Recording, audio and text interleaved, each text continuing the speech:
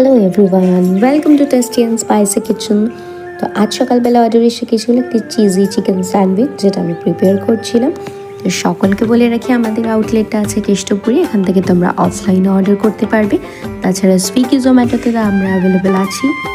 তাছাড়া আমার মতো আরও যারা ক্লাউড কিচেন রান করছো, তাদেরকে একটা কথাই বলবো, তোমরা কিন্তু ফুড প্রিপারেশন টাইমটা কিন্তু খুব ম্যানেজ করো। সেই টাইমটা কিন্তু উল্টোপাল্টা হলে তাহলে কিন্তু অর্ডার আসা কমে যাবে।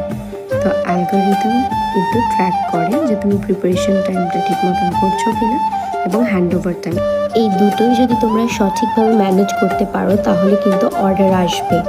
এই যে যারা নতুন কিচেন খোলে ভাবছো যে অর্ডার কেন আসছে না, তো তাদের জন্য এই টিপসটা আমি শেয়ার করে দিলাম।